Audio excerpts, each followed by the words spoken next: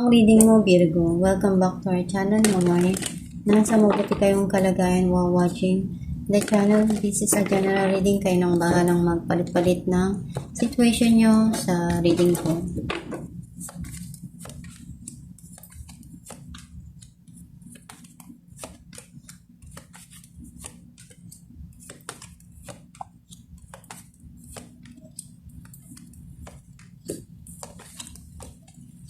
At the bottom of the deck, Ace of Cups. I feel like yung energy mo, nasisense ko na nandun yung mga bagay na gusto mong ibigay sa sarili mo, pagmamahal sa ibang tao o sa mahal mo sa buhay, pagmamahal na alam mo sa sarili mo na gusto mong ma-receive, gusto mong makuha or matanggap. Ang mensahe ng card mo, pinupunuan mo lahat ng mga bagay na kaya mo. Something here na umaasa ka na makuha mo. Pwedeng pangarap mo, gusto mo, or mga bagay na ninanais mong matagal na. Nalulungkot ka kung minsan may mga bagay na naaalala ka na nagpapalungkot sa'yo. Lalo na't kung matutulog ka na, doon mo siya naaalala. And ngayon may mga plano ka may mga iniisip kang simulan dito pagdating sa pera, pagdating sa mga gusto mo na gawin sa buhay mo. Nakikita ko na may mga bagay ka dito na pinapangarap na gusto mong bigyan ng atensyon. Something here na gusto mong maging perfect, maging direct dun sa mga bagay na gusto mong gawin. Some of you, pwedeng communication. Nakikita ko na this person, may mga realization siya na gusto niyang umpisahan. Pero hindi siya yung tipo ng taong nagmamadali. Pinag-iisipan niya munang maigi bago siya mag-move. Pwedeng ikaw to na may mga iniisip ka dito na gusto mong simulan. Pwedeng business, pwedeng trabaho. Something here na pwedeng mong maging project or opportunity na gusto mong gawin or simulan. Andun yung harmony, peace of mind. Something here pwedeng travel na iniisip mo or darating sa'yo.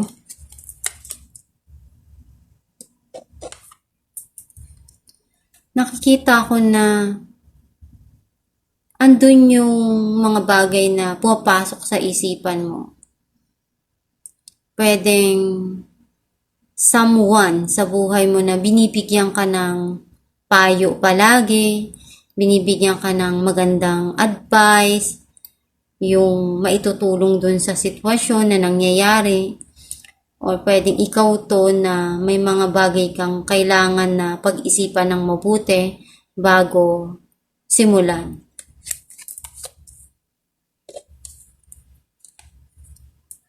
Nakita ko yung iyong mga gustong i-communicate dito. Something here na pwedeng yung mga ideas, planning, or you're thinking about to do something na pwede kang ma-educate, may matutunan. Some of you pwedeng kailangan na pag-isipan mo muna bago ka magbitaw ng salita para alam mo yung minsan kasi may mga sensitive na tao na hindi mo nalalaman is nasabi mo na to pero para sa'yo baliwala lang yun, sa kanila nasasaktan sila doon. Clarify natin ang the star, Ace of Swords and Queen of Pentacles. Meron ditong bagong plano para sa'yo. Pwedeng sa business, you're trying to invest something here. You're thinking very deeply kung ano pa yung pwede mong magawa doon. Nagkakaroon na sa'yo ng bagong idea. Clarify natin ang Page of Pentacles. Five of Pentacles and the Moon.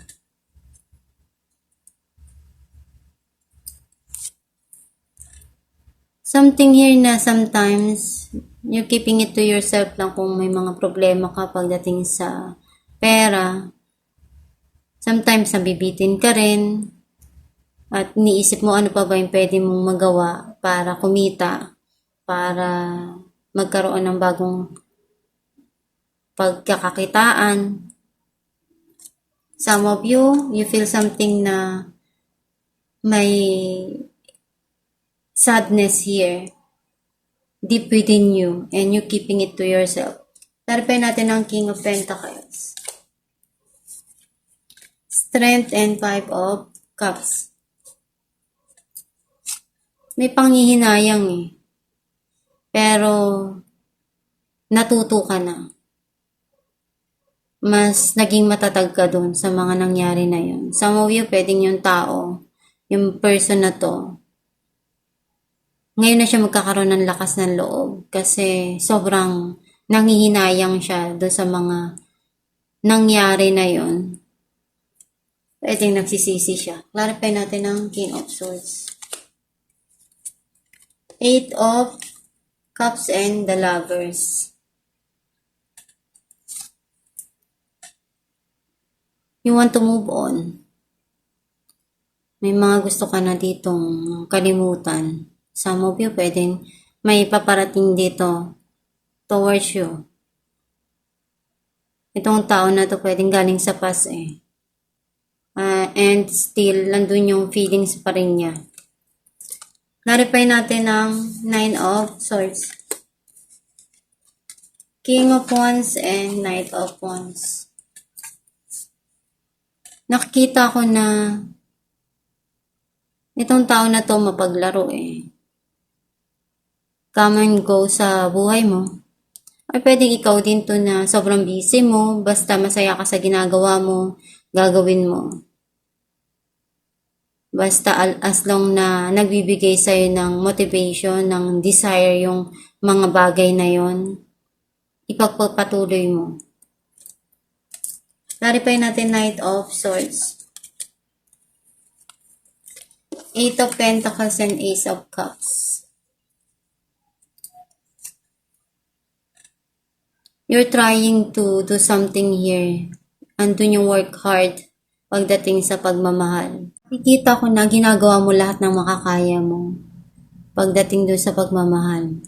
Something here na pwedeng may tao na gustong kumausap sa iyo at gagawin niya yung lahat ng makakaya niya para makapag-usap kayo. Kasi andun pa rin yung pagmamahal and gusto niya uling magsimula kayo. Clarify natin Wheel of Fortune. Temperance and the Empress. Kailangan mo lang talaga na i-balance lahat para hindi ka naman ma-overload. Kumbaga, alam mo rin sa sarili mo kung ano yung makapagpasaya para sa'yo. Kung ano yung mga bagay na alam mong makakatulong dun sa sitwasyon. Clarify natin ang Page of Swords.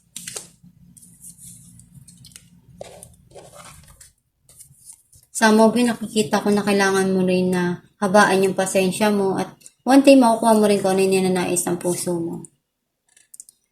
Five of Swords and Judgment. May nakita ko ditong mababalitaan mo or something na darating na pagpaplano na gusto mo nang umpisan or gawin yung mga bagay na hindi mo nagagawa before. Mga desisyon na alam mo sa sarili mo na ikaw lang yung kailangan na gumawa nun. Kasi andun yung judgment, ikaw lang din ang makakapag-decide nito. Makakapili, makakagawa. Ay, may ating mensahe lang yung gabay.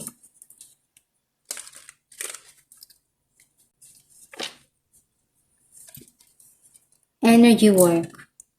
Life can be electrifying because its very essence is energy.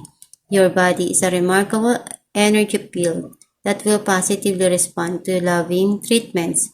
Your hands and heart are activated to give healing energy to your loved ones and clients. Ang mensahe ng yung gabay na yung energy.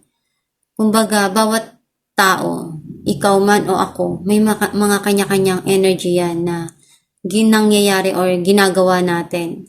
Yung kamay natin, yung katawan natin, lahat yan merong malaking natutulong sa isa't isa.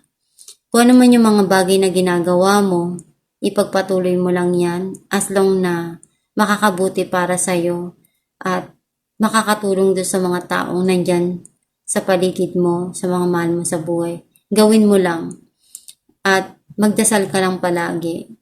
Kung ano yung mga bagay na gusto mo pang mangyari sa buhay mo, sipagan mo lang, i-manifest mo, at pagsumikapan mo. At itong yung reading Virgo. Kung nakaresonate ka, kindly comment down below. Thank you for watching.